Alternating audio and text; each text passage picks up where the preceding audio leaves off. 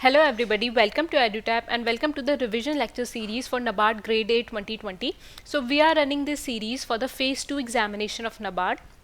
So phase 1 result is already out and the students who have got in the phase 1, we are running this series for them, and phase 2 examination date is not declared yet.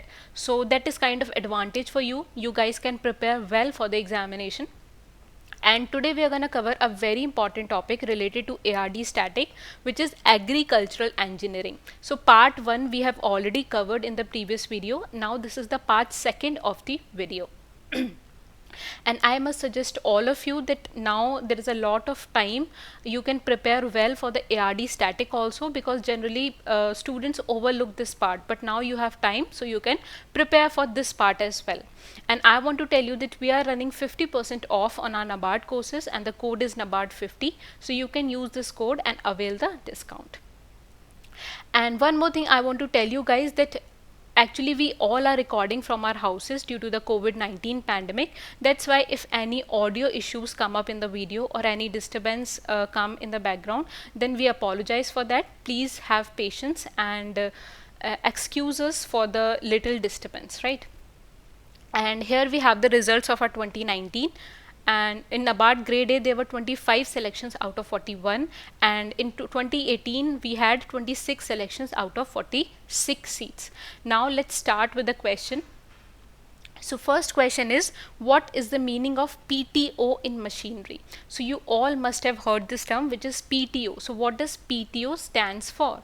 Options are power transmission off, power takeover, power take off, please turn over, and power turn over. What does PTO stands in machinery? So guys, you know that a lot of abbreviation kind of questions are being asked in the RBI as well as NABARD. That's why this kind of questions become important for you. You must know these abbreviations.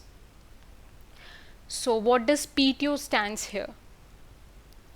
Answer is option third, that is power take off. So PTO stands for power take off. So now let's know what does power take off means. So power take off is actually a device which transfers mechanical power from an engine to another piece of equipment. So that piece of equipment can be tractor also. So engine transfer mechanical power to the tractor through the PTO, that is power take off. So in the picture you can see that this yellow thing that you are seeing, that is the power take off device, and through this device engine transfer its mechanical power to the another piece of equipment, and that piece of equipment can be a tractor also. So agriculture machine is coupled with the PTO at the rear part of the tractor. So as you can see that at the back side of the tractor, this shaft is attached, and as per ASAE, which is the American Society of Agricultural Engineers standard, the standard PTO speed is 540 plus minus 10 revolutions per minute. What does RPM means? That is revolutions per minute, the turns it take in 1 minute. So the average standard speed for PTO should be 540 revolutions per minute. So guys, this was all about the PTO. Let's move forward to our next question. So next question is, in single cropping the tractor used is of how much horsepower? Options are 20 to 25 horsepower, 30 to 35 horsepower, 10 to 15, 35 to 40, or 40 to 45. And please note that it is asked in the single cropping pattern. So in single cropping pattern, how much horsepower is required for the tractor? So guys, you know that these kind of questions are also asked in the exam. These are actually the basic questions that you all must know to clear the examination.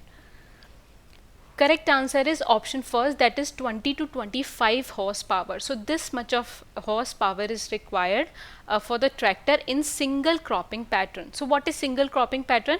So it is a pattern in which only single crop, that is only one crop is being taken up in the field. Only one crop is grown at a time, right? So the selection of tractor actually depends on many factors. So what kind of tractor should we use in a field? That depends on many factors. So first factor is the land holding. So in a singular cropping pattern, it is normally recommended to consider 1 horsepower for every 2 hectares of land. So the average size of farm for a single cropping pattern, let's say it is 40 hectares, then for 40 hectares farm, 20 to 25 horsepower is suitable for this size of farm. Next is the cropping pattern. So if irrigation facilities are adequate and more than one crop is taken, then there will be less than 1 hectare per horsepower will be recommended for the tractor. So guys, on these factors, selection of tractor depends. Next question that we have here is that power tiller is a what? Walking type tractor, stationary type tractor, crawling type tractor, pneumatic wheel type tractor, or chain type tractor. So guys, it's a very easy question. We have discussed this question in the part first also. Not exactly this question, but related to this. So if you have seen the part first, then you can easily answer this question. And you all must try to answer this question because it's a very important as well as easy. Power tiller is what type of tractor? Answer is option first, that is walking type tractor. So walking type tractor is also known as power tiller. So power tiller is actually a walking type tractor in which the direction of travel and the control for field operation is done by the operator. So as you can see in this picture, this is a tractor and you can see that the direction of this tractor will be decided by this person, this operator. That's why it is known as walking type tractor.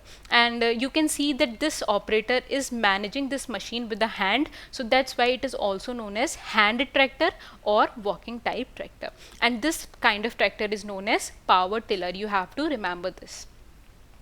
Next question is, in primary tillage, which plow is very commonly used? So we know that there are a lot of types of tillage and different types of equipments are used in different kinds of tillage. So in primary tillage, which plow is very commonly used? Options are subsoiler, rotary plow, disc harrow, mold board plow, and disc plow. Again, a very important question for you. These kind of questions are asked in the exam.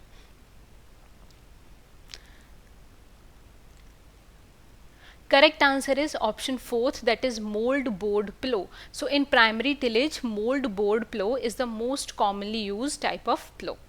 So what is mold board plow?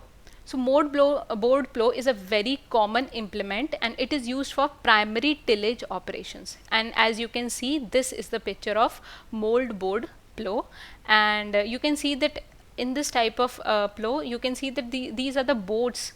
Boat type of structure are attached and these boats are tilted, that is these are molded. So that's why this is known as mold board plow, and the function of this particular type of plow is cutting the furrow slice, lifting the soil, turning the furrow slice, and pulverizing the soil. So these are the kind of functions that this kind of plow does. That's why it's a very common implement for the primary tillage. Now for the further questions that will be asked in the exam, we should know that what different kind of plows do and the suitable plows basically for different situations. So mold board plow, which is tractor drawn, that is used with tractor. The main function of that is deep plowing and inversion.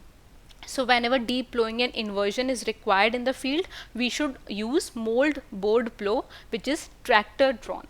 Then there is mold board plow, which is animal drawn, that is drawn by oxes or animals like that, bulls or oxes. So the main purpose or the main advantage of this kind of plow is the incorporation of manures, fertilizers, and plant residue.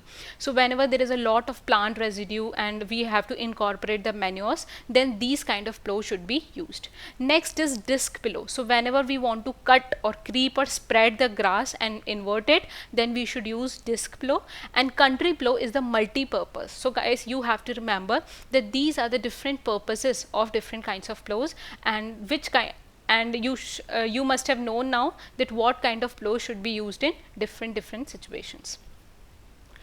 Next question, or the last question for today, is that the speed range of high speed engine is what? More than 1500 rpm. Rpm is revolutions per minute here. Second is more than 1000 rpm. Third is more than 350 rpm. fourth is more than 500 rpm, and fifth is more than 2000 rpm. So a high speed engine will be called high speed when its speed range would be equal to what? That is basically asked in this question. Come on guys, answer this question. It's a very easy question, as you can say, because there is no concept being used here. You just have to remember the speed range. So the correct answer is option second, that is more than 1000 rpm. So if the speed of the engine is more than 1000 rpm, then that kind of engine would be known as high speed engine. All right.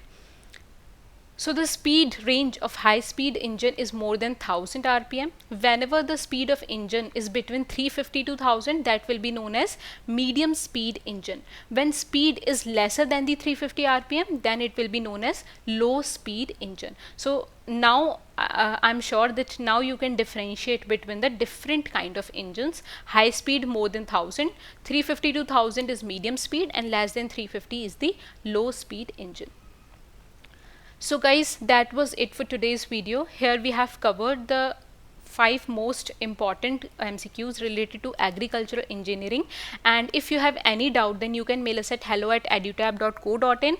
Also you can call us on this number which is visible on your screen. Thank you so much for watching this video. Bye bye, take care, happy learning.